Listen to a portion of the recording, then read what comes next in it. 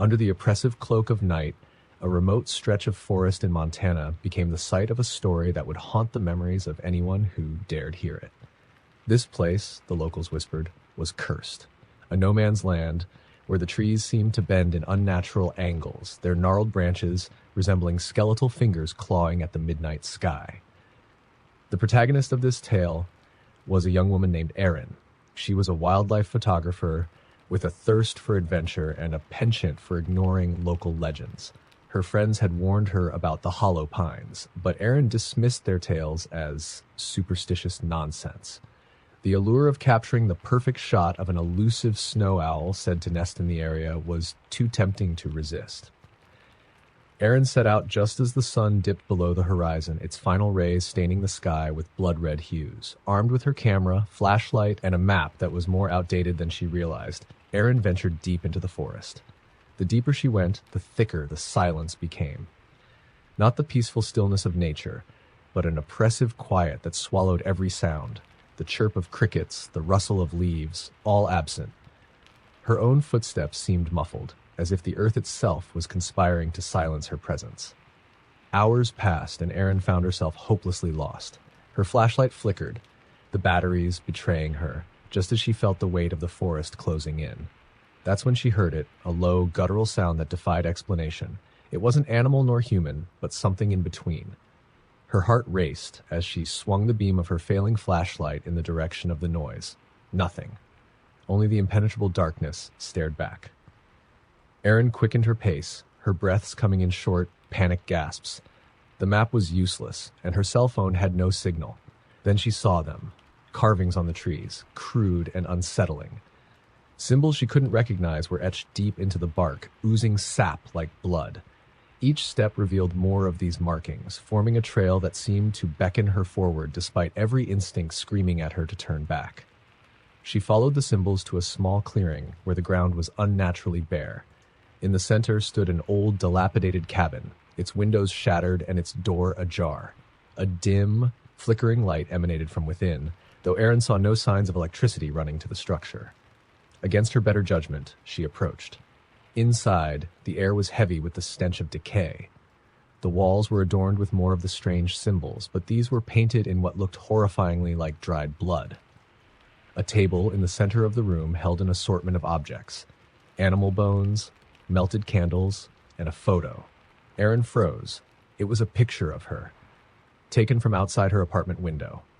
Her pulse thundered in her ears as the realization hit. She wasn't alone. A faint creak echoed from the corner of the room. She spun around, her flashlight beam landing on a figure crouched in the shadows.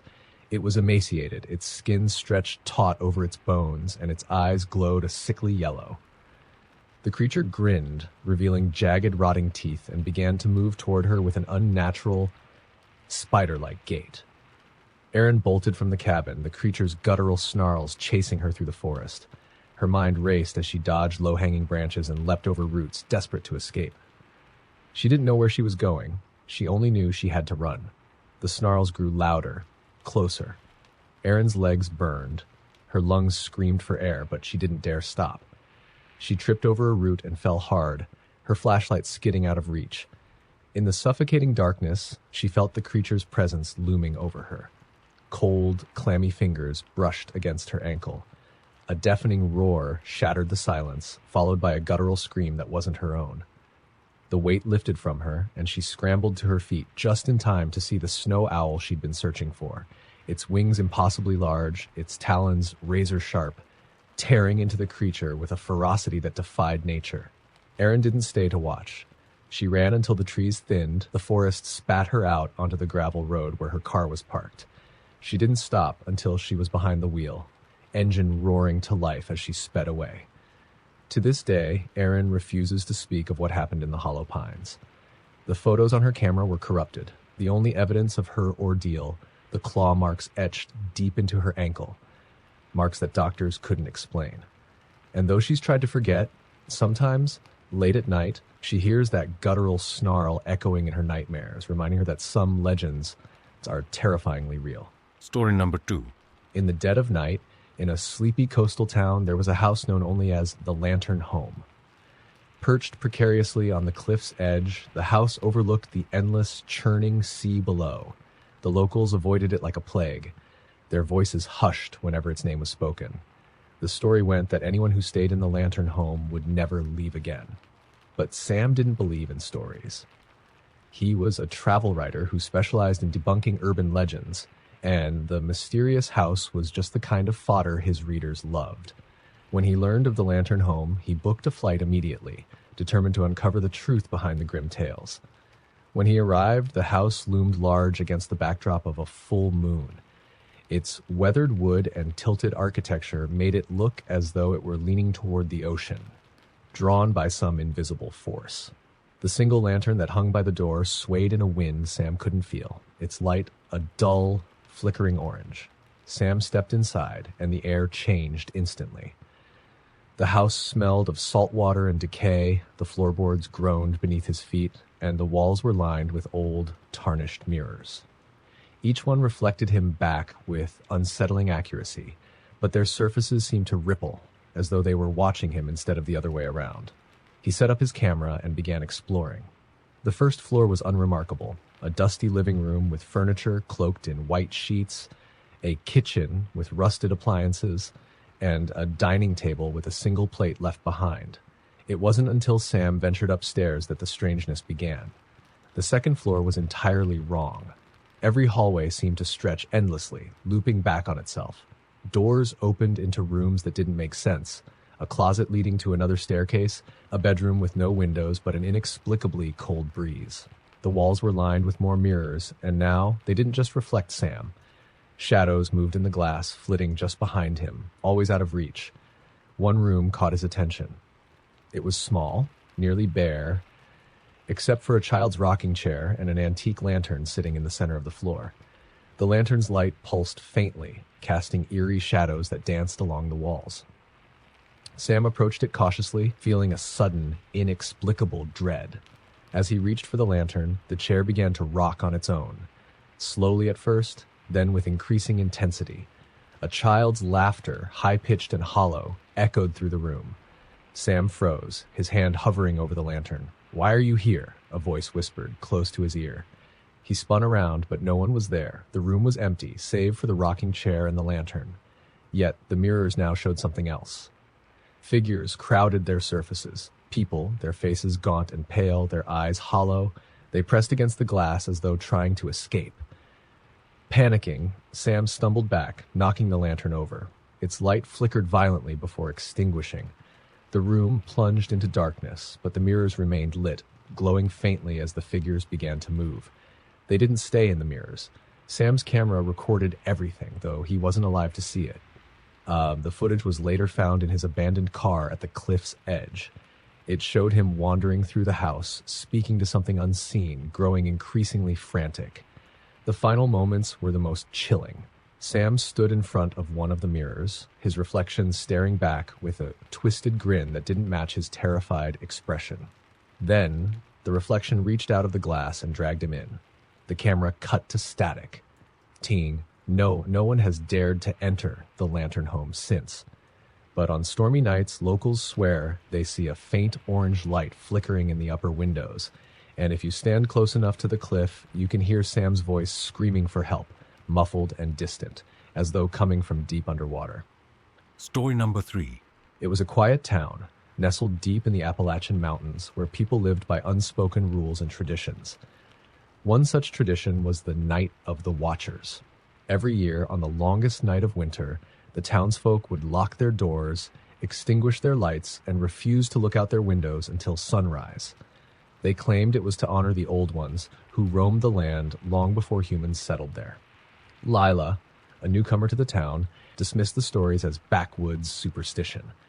She had moved into an old farmhouse at the edge of the forest, far from her bustling city life, craving isolation and peace. When her neighbor, a grizzled old man named Mr. Givens, knocked on her door the evening of the solstice, she was unprepared for his warning. "Miss, you keep your lights off tonight, you hear? Don't open the door for anyone, and don't, for the love of God, look outside. They don't like to be seen." Lila smiled politely and assured him she would, but as soon as he left, she laughed it off. The idea of ancient spirits roaming the hills felt ridiculous. She poured herself a glass of wine, lit a fire in the hearth, and settled in for the night. Around midnight, the wind picked up, howling through the cracks of the old farmhouse. The fire flickered, casting long shadows on the walls. Then came the knock. It was faint at first, barely audible over the wind, but it grew louder, more insistent. Lila frowned, glancing at the clock. Who would visit at this hour? She approached the door, her footsteps hesitant. "Who's there?" she called, her voice trembling slightly. No answer. The knock came again, this time harder, more urgent. Against her better judgment, Lila peered through the peephole, but no one was there, just the empty porch and the dark forest beyond. She shook her head and turned back to the living room, but the knocking followed her, now at the windows, on the walls. It sounded like dozens of hands, tapping, clawing, demanding her attention. Her heart pounded as she tried to ignore it, huddling on the couch with her wineglass clutched tight. Then she heard it, a voice, soft and melodic, calling her name. Lila. Her blood ran cold. She hadn't told anyone in the town her first name. The voice came again, closer now, almost whispering in her ear. "Lila, let me in." Against every instinct, she turned toward the sound and saw something in the window. A face, pale, featureless, with hollow pits where eyes should have been. It pressed against the glass, its mouth stretching into an unnatural grin. Lila screamed, stumbling back. The knocking turned to pounding, the walls vibrating as if the house itself was under attack. She ran to the bedroom, locking the door behind her, but the noise followed, echoing through the room. She crouched by the bed, like covering her ears, trying to block out the cacophony. That's when she noticed the closet door. It was slightly ajar, though she was certain she had closed it earlier. A chill swept through the room, and the faint sound of breathing came from within the closet. Shaking, Lila reached for her phone, only to realize it was missing. The last place she'd had it was on the coffee table in the living room. The closet door creaked open slowly, revealing nothing but darkness. Yet, she could feel something watching her, something just beyond the veil of shadow. "Lila," the voice crooned again, this time from inside the room. She bolted for the door, tearing through the hallway and down the stairs. The pounding on the walls had stopped, replaced by an eerie silence. The only sound was her ragged breathing as she reached the living room and grabbed her phone. Before she could dial, she noticed the front door was wide open. Standing in the doorway was a figure, impossibly tall, its limbs stretched unnaturally long, its head tilting at an inhuman angle. It stepped inside, its movements jerky and wrong, like a marionette being manipulated by unseen hands. Lila screamed, but the sound died in her throat as the figure raised one spindly arm and pointed at her. The last thing she remembered was its mouth splitting open, revealing rows of jagged, gleaming teeth. Lila was never seen again. When the sun rose the next morning, Mr. Gibbons found her farmhouse empty, the door ajar, and strange claw marks etched into the wood. In the forest beyond, the townsfolk discovered a trail of footprints leading into the trees, footprints that were far too large to belong to any human. And on the porch, in the exact spot where the figure had stood, was a single lantern, its flame burning faintly despite the windless morning. Story number 4. There's a stretch of road in rural Pennsylvania known as Dead Man's Curve. The locals call it cursed, and no one drives it after midnight. The tales are all the same. Strange lights in the woods, whispers from nowhere, and sometimes people disappearing entirely. Lydia had heard the stories growing up but never believed them. She was a rational person, grounded in science, and dismissed the curve as nothing more than a dangerous bend in the road. But one December night, as she drove home from her friend's house, she found herself approaching it. It was snowing lightly, the flakes swirling in her headlights, and the forest on either side of the road loomed dark and silent. Her car's clock blinked 12:03 a.m. Lydia gripped the wheel tightly, telling herself it was just another turn, nothing more. The first thing she noticed was the temperature. Her car's heater was blasting, but her breath suddenly fogged the windshield as if the cold had seeped inside. She shivered, turning up the heat, but it didn't help. That's when she saw the figure. A man stood at the side of the road, waving his arms frantically. He was dressed in ragged clothes, his face pale and gaunt, illuminated by the glow of her headlights. Lydia slowed, her stomach knotting. He looked desperate, like he needed help. Against her better judgment, she rolled down her window slightly. "Are you okay?" she called out. The man didn't answer. Instead, he stepped closer, his eyes wide and unblinking, his mouth opening and closing as if he were trying to speak, but couldn't. Lydia's unease deepened, and she started to roll up the window. That's when he slammed his hands against the glass. "Don't go around the curve," he screamed, his voice cracking with panic. "Turn back now. They're waiting." Before Lydia could respond, the man disappeared, just vanished into thin air. No footsteps, no retreating figure, nothing. Her heart thundered as she stared at the empty spot where he had been. She considered turning around, but the road behind her was narrow and winding, with no shoulder to reverse safely. Telling herself it was just her imagination, she pressed on, her hands trembling on the wheel. As she rounded Dead Man's Curve, the forest seemed to shift.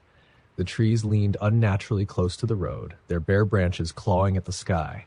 A thick fog rolled in, obscuring everything beyond a few feet. Lydia slowed to a crawl, her headlights barely piercing the murk. Then the whispers began. Soft at first, like the rustling of leaves, but they grew louder, clearer. Voices murmuring her name. Lydia, Lydia. They came from all directions, surrounding her, seeping into her mind. She turned the radio on, hoping to drown them out, but the static only made it worse. Suddenly, something darted across the road. A figure, pale and skeletal, moving on all fours like an animal. Lydia slammed on the brakes, skidding to a halt. Her pulse pounded as she scanned the fog, but whatever it was had vanished. That's when she noticed the lights. At first, she thought it was another car, but these lights didn't behave like headlights. They hovered, flickering and shifting, glowing an eerie blue. They danced through the fog, weaving between the trees, coming closer. The whispers grew louder, almost a chant now, and the lights began to take shape. Figures emerged from the fog, tall, thin, their faces featureless except for hollow, black voids where eyes should be. They moved slowly, deliberately, surrounding her car. Lydia's instincts kicked in. She slammed her foot on the gas, the tires screeching as the car surged forward.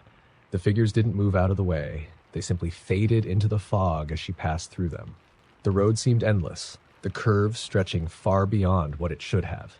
The whispers followed her, growing louder, more insistent. The fog thickened, and for a horrifying moment she felt as though she were driving through water, the car's engine struggling as if something was pulling it back. Finally, the road straightened and the fog lifted. The whispers stopped. Lydia didn't slow down until she reached her driveway, her hands shaking so violently she could barely remove the key from the ignition. The next morning, she decided to drive back in the daylight, determined to prove to herself that it had all been a trick of her imagination. But when she reached Dead Man's Curve, her blood ran cold. The stretch of road was blocked off with caution tape, a police car parked nearby. An officer approached her as she rolled down her window. "Ma'am, you can't go any further," he said. "There was an accident last night. A car went off the road and into the ravine." Lydia's stomach dropped. "What time?" she asked, though she already knew the answer. "Around midnight," the officer replied. "We found the driver this morning. He was dead, but here's the strange part. His car wasn't from this decade. It was an old model, one that hasn't been on the road for 50 years. Lydia nodded numbly, driving away, the officer's words echoing in her mind. And, though she tried to convince herself otherwise, she knew deep down she had encountered something on that road. Something not of this world. Something that didn't want her to leave. And every now and then, when she's alone in the dark, she still hears the whispers calling her name. Story number 5. There's a forgotten part of the city, a place where the streetlights don't work, and the buildings crumble into shadows. It's called Greystone Alley, a stretch of urban decay so avoided that even the maps omit it. The only people who talk about it are those who swear they've heard stories of what happens there. Stories of people disappearing without a trace, or worse, reappearing, changed. Victor was a skeptic, a journalist who prided himself on debunking urban legends. When he first heard about Greystone Alley, he dismissed it as local folklore, a ghost story to scare kids. But then he met Kara. She was a nervous, hollow-eyed woman who claimed her brother had disappeared in the alley 2 weeks earlier. She begged Victor to investigate. Against his instincts, he agreed. Victor arrived at Greystone Alley just after midnight, armed with a flashlight and his camera. The entrance was marked by a rusted gate, its metal twisted like grasping fingers. The air was colder here, unnaturally so, and carried a faint metallic tang, like blood. The alley was narrow and choked with overgrown weeds and shattered bricks. Victor's footsteps echoed unnervingly as he ventured deeper. He noticed strange markings on the walls, symbols scratched into the bricks, some resembling eyes, others unrecognizable shapes that made his stomach churn. His flashlight flickered. He tapped it, muttering under his breath, when a sound froze him in place. It was a whisper, faint and chilling, coming from further down the alley. "Help me." Victor's breath hitched. "Hello? Is someone there?" The whisper came again, louder this time. "Help me." He followed the sound, his heart pounding. The alley seemed to stretch impossibly far, longer than it had looked from the outside. As he walked, the air grew heavier, pressing against him like an invisible weight. The walls seemed to pulse as though they were alive. Victor's flashlight flickered again, and then it died. The darkness was absolute, swallowing him whole. He fumbled for his phone, its screen casting a dim glow. That's when he saw them, figures standing in the shadows. Their faces were indistinct, their bodies impossibly thin, almost skeletal. "Who's there?" Victor demanded, his voice trembling. The figures didn't respond. Instead, they moved closer, their movements unnatural, like puppets on invisible strings. Victor backed away, his phone shaking in his hand. The whispers surrounded him now, a cacophony of voices overlapping, repeating the same phrase, "Help us." He turned to run, but the alley had changed. The entrance was gone, replaced by more crumbling walls. He was trapped. Panic surged through him as the figures closed in, their hollow eyes staring through him. Victor stumbled backward, his foot catching on something. He fell hard, his phone skittering across the ground. As he scrambled to retrieve it, his hand brushed against something cold and wet. He brought the phone's light to bear and recoiled in horror. It was a face, pale and lifeless, half buried in the dirt. Victor recognized it instantly. It was Kara's brother. The whispers grew louder, almost deafening. The figures loomed over him now, their hollow eyes dripping with inky blackness. One of them knelt, its elongated fingers reaching toward Victor's face. He screamed as the cold, wet touch of its hand pressed against his forehead. Images flooded his mind, people, trapped in the walls, their mouths open in silent screams. Their eyes moved, pleading for release. The walls pulsed again, the faces within them writhing as though alive. Victor's scream was cut short as the shadows enveloped him. His body felt weightless, pulled in every direction at once, until there was nothing but darkness. He woke up in his apartment 3 days later. His camera was gone, and his phone was cracked, the screen flashing static. Victor couldn't remember how he got home, but his body ached as though he'd been dragged for miles. He tried to tell Kara what he had seen, but her phone number was disconnected. When he went to her house, it was abandoned, the windows boarded up, her name erased from the mailbox. Desperate for answers, Victor returned to Greystone Alley during the day. But when he arrived, the entrance was gone. The buildings were smooth, seamless, as though the alley had never existed. Victor quit his job and moved out of the city a week later. He tried to forget, but at night, when the world was silent, he could still hear the whispers. And sometimes, when he looked at his reflection, the shadows in his eyes didn't quite belong to him.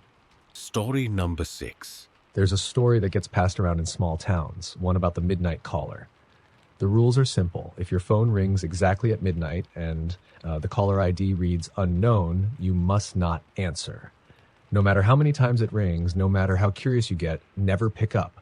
They say if you do, you'll regret it for the rest of your life, if you're lucky enough to have a life afterward. Liz had always thought the story was ridiculous, a modern urban legend, nothing more. But one cold autumn night, as she sat alone in her apartment, her phone buzzed, breaking the stillness of the room. She glanced at the screen. The time read 12 a.m., and the caller ID said unknown. Liz chuckled nervously, recalling the stories she'd heard from her coworkers earlier that week. They'd shared the tale during a late shift, laughing and teasing each other about who would be brave enough to answer such a call. "This is stupid," Liz muttered, setting the phone face down on the coffee table. The buzzing stopped. A moment later, it started again. Liz's unease grew as she stared at the phone. The screen lit up with the same message, unknown. The persistent vibration filled the room, growing louder in her mind, impossible to ignore. She reached for the phone, but stopped herself, her hand hovering above it. "It's just a prank," she whispered, trying to convince herself. But a small voice in the back of her mind whispered otherwise. The buzzing stopped again, only to resume seconds later. Fine, Liz snapped, snatching up the phone. Her thumb hovered over the green button, her curiosity outweighing her fear. Let's see who this joker is, she answered. Hello? At first there was silence, then a faint crackling sound like static on an old radio. Liz frowned, pulling the phone away to check the screen. The call was still connected. Who is this? She demanded, her voice sharp. The static grew louder, morphing into a low, guttural growl. Liz's stomach twisted as a voice finally emerged from the noise. You shouldn't have answered. Her blood turned to ice. The voice was low, distorted, and inhuman. It sounded like multiple voices speaking in unison, overlapping each other in a chilling cacophony. Liz hung up, her hands shaking. She set the phone down, her heart pounding, and tried to convince herself it was a prank. Then the phone rang again. Unknown. Liz stared at it, her breath catching in her throat. She turned the phone off, dropping it onto the couch as if it were cursed. The lights in her apartment flickered. A cold breeze swept through the room, though no windows were open. The shadows in the corners seemed to stretch, darkening unnaturally. Liz's pulse raced as a soft tapping began at her front door. Tap! Tap! Tap! She crept toward the door, her steps hesitant. Who's there? She called, her voice trembling. No answer. The tapping grew louder, more insistent. Liz pressed her eye to the peephole, but the hallway was empty. She backed away, her breathing shallow, as her phone lit up again. It wasn't even powered on. Yet there it was, the screen glowing, displaying a single word, Answer! Liz's scream caught in her throat as the lights went out completely. The apartment was plunged into darkness, the air thick with an oppressive presence. Her phone began to ring again, the sound impossibly loud in the silence. This time it came not from the couch, but from the kitchen. She hadn't taken it there. The ringing stopped abruptly, replaced by a voice that echoed through the room, not from the phone, but from everywhere. You let me in. Liz turned, and standing in the corner was a figure. It was impossibly tall, its limbs elongated and wrong, its face obscured by shadow. Its eyes glowed faintly, 2 pinpoints of pale left, sickly light. Liz tried to scream, but the figure moved too quickly. In an instant, it was in front of her, its cold, claw-like hand pressing against her mouth. The last thing she heard was her phone ringing once more, the sound fading as darkness consumed her. The next morning, Liz's apartment was silent. Her phone lay on the coffee table, its screen cracked and dark. She was gone, with no sign of a struggle, just a faint scorch mark on the floor where she had stood. A week later, her phone number appeared on her best friend's caller ID. It was midnight. Unknown. Story number 7. There's a house at the end of Willow Lane that everyone calls the Vanishing House. No one has lived there in decades, yet the lights inside flicker on at night. Sometimes shadows move across the windows, though the house is locked tight and empty. People who go in don't always come back. Those who do, come out, changed. Alex didn't believe in ghost stories. He was a contractor hired to assess the house for potential buyers. It was his job to measure the foundation, inspect the structure, and determine its value. He laughed at the warnings from the townsfolk as he drove up the overgrown driveway one misty evening. The house loomed over him like a specter, its peeling paint and warped shutters giving it a sinister air. The air felt heavy, and the overgrown yard was silent. No birds, no insects, just an oppressive stillness. Alex approached the front door and inserted the key provided by the realtor. The lock clicked easily, the door swinging open with a creak that echoed unnervingly. Inside, the air was cold and carried a faint, metallic smell. The wooden floors groaned under his boots as he stepped inside. The first floor was unremarkable. Dusty furniture draped in white sheets, a fireplace filled with cobwebs, and a staircase leading to the second floor. As Alex took notes, he felt an odd sensation, like he was being watched. He shook it off and continued. He was inspecting the kitchen when he heard it, a faint laugh. It was high-pitched like a child's giggle, and it came from upstairs. Alex froze, his pen hovering over his notebook. Hello? He called out, his voice echoing. No answer. He hesitated, then decided to check it out. The stairs creaked under his weight as he ascended, the laughter growing softer, almost playful. When he reached the landing, he found a long hallway lined with doors. At the end of the hall was one door slightly ajar, a faint light spilling out from within. Alex's stomach tightened, but his curiosity pushed him forward.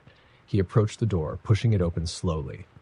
Inside was a child's bedroom, untouched by time. Toys were scattered across the floor, and a small bed sat under the window, its blanket neatly folded. The light came from a lamp on the bedside table, its bulb flickering weakly.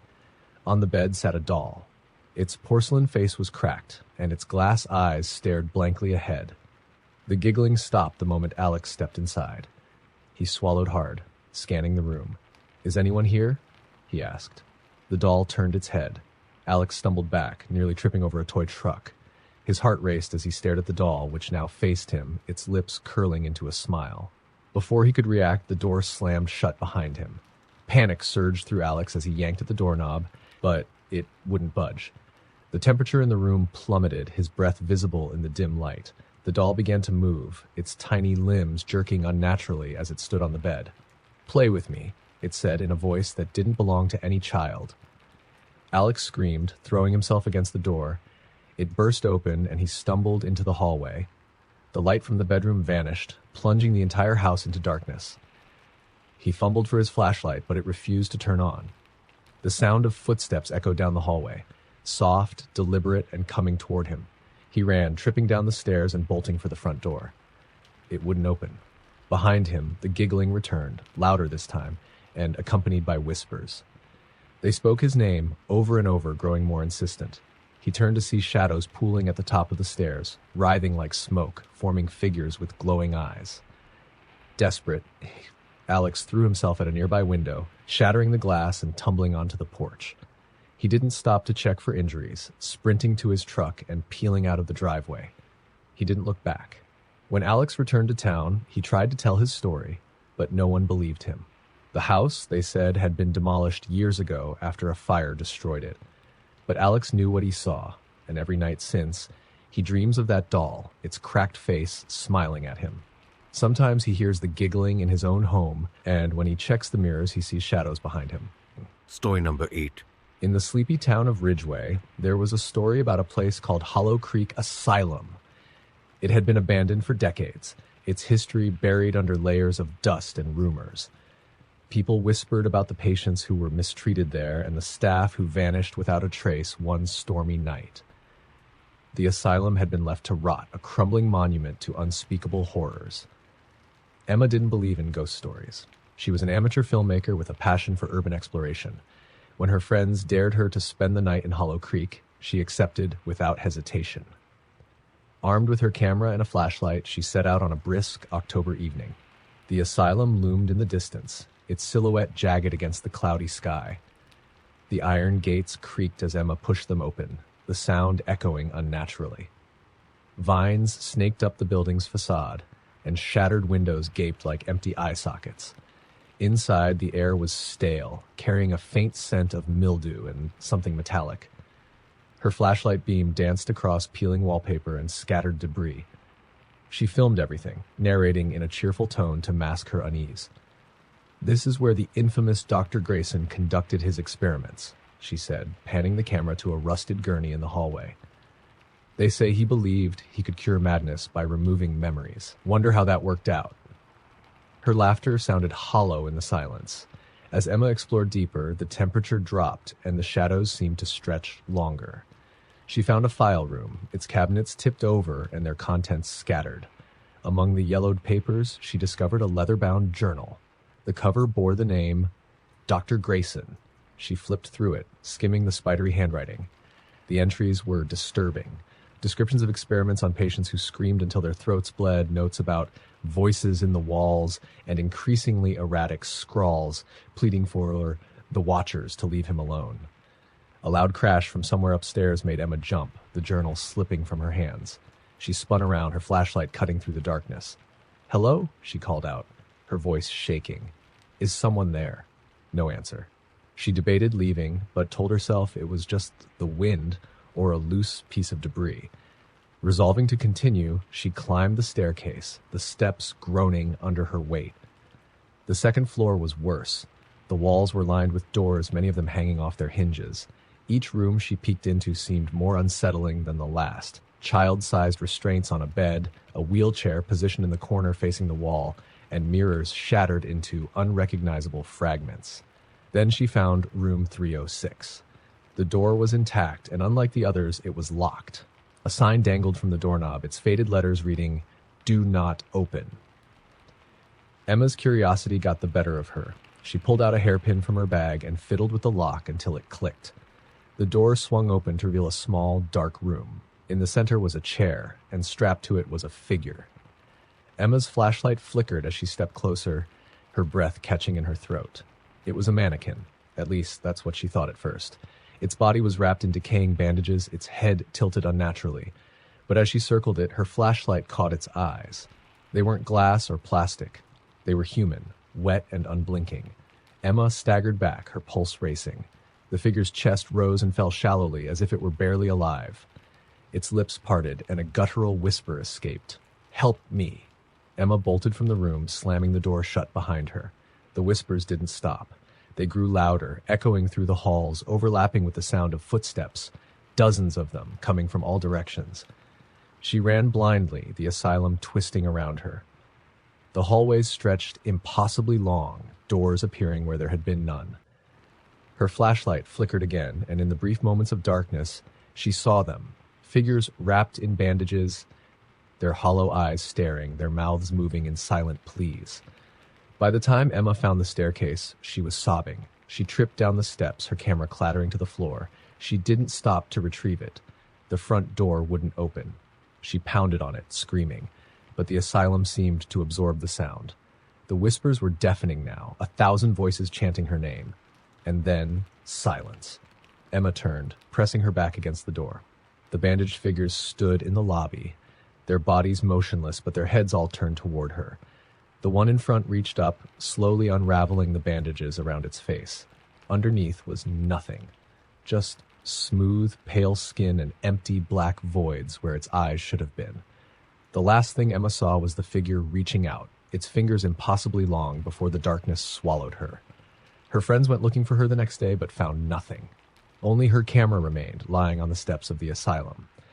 When they played back the footage, it ended with Emma's terrified face staring into the lens, whispering, "Don't come here." The video cut off abruptly, replaced by static. And in that static, if you listen closely, you can hear faint whispers repeating the same phrase, "Help me." Story number 9. In a quiet, unremarkable town, there was a road known as Raven's Path. It wasn't marked on any map, and most people swore it didn't exist. But once in a while, someone would stumble upon it, usually at night, and they would never be the same again. It was said that if you drove down Raven's Path after midnight, your car radio would cut to static, and the temperature inside your vehicle would plummet. Some claimed to have seen shadowy figures in the trees lining the road, their glowing eyes following every move. Others said the road didn't just lead you to a destination, it took you somewhere you were never meant to go. Eric had heard the stories. A skeptic and self-proclaimed thrill-seeker, he decided to find Raven's Path for himself. His friends tried to dissuade him, but Eric laughed it off. "It's just another urban legend," he said, climbing into his old battered Jeep late one Friday night. Following vague directions he'd pieced together from internet forums, Eric drove past the edge of town, where the streetlights gave way to dense woods. He found the unmarked dirt road just before midnight. There was no sign to indicate its name, but the way the trees seemed to arch over the road like skeletal fingers left little doubt in his mind. "This has to be it," he muttered, turning onto the narrow path. The first few minutes were uneventful. His headlights illuminated the dirt road and the dense forest beyond. The only sounds were the crunch of gravel under his tires and the occasional hoot of an owl. But as the clock on his dashboard ticked past 12:01 a.m., the atmosphere shifted. The temperature inside the car dropped sharply, enough to make Eric shiver. His breath fogged the windshield despite the warm September night. The radio, which had been quietly playing classic rock, cut to static. He fiddled with the knobs, but nothing worked. "Okay, weird," Eric said, his voice sounding too loud in the silence. The headlights began to flicker. He slowed the car, squinting at the road ahead. That's when he saw them, figures standing among the trees. They weren't moving, just standing there, watching. Their eyes reflected the light like an animal's, but their shapes were unmistakably human. Eric's grip on the steering wheel tightened. "Just shadows," he told himself. "Nothing to worry about." He pressed the gas pedal, driving faster. The road twisted and turned in ways that didn't make sense, looping back on itself while somehow always pulling him deeper into the forest. The figures became more numerous, their glowing eyes multiplying in the darkness. Then he saw her. A woman stood in the middle of the road, wearing a white dress that looked damp and torn. Her hair hung in matted clumps over her face. Eric slammed on the brakes, his tires skidding on the gravel. The car stopped just inches from her. He honked the horn. "Hey, are you okay?" The woman didn't move. Eric rolled down his window cautiously. "Do you need help?" She slowly lifted her head. Her face was pale, her eyes dark voids that seemed to suck in the light. Her mouth opened, and a guttural, inhuman scream filled the air. Eric's survival instincts kicked in. He hit the gas, swerving around her and speeding down the road. His heart pounded as the scream echoed behind him, growing fainter with each passing second. But the road wouldn't end. No matter how fast he drove, Raven's path stretched endlessly before him. The trees seemed to close in, their branches scraping against the sides of the Jeep like claws. The figures were no longer in the woods. They were on the road now, standing in his path. He swerved to avoid them, but they reappeared ahead, closer and closer each time. The woman in white was back, standing at the side of the road. As he passed her, she turned her head unnaturally fast, her void-like eyes locking onto him. Eric screamed, his knuckles white as he gripped the wheel. The Jeep sputtered, the engine dying despite his desperate attempts to restart it. The car rolled to a stop, leaving him in complete darkness. The whispers began then, soft at first, coming from every direction. They grew louder, overlapping, forming words he couldn't understand. Eric grabbed his phone, but there was no signal. He turned on the flashlight and stepped out, his legs trembling. The figures were closer now, their shapes shifting and flickering like static on an old television. The whispers turned to laughter, harsh and mocking. Eric stumbled backward, his flashlight catching glimpses of their faces, or what should have been faces. They were blank, featureless, except for their glowing eyes. He ran. The road seemed endless, the forest closing in tighter with each step. He tripped and fell, the flashlight skidding out of reach. In the darkness, he felt cold hands grasping his arms, his legs, his neck. The laughter surrounded him, and then there was silence. Eric's Jeep was found 2 days later, abandoned on a dirt road that didn't appear on any map. The doors were open, the engine dead, and the seats covered in a fine layer of frost. There was no sign of Eric.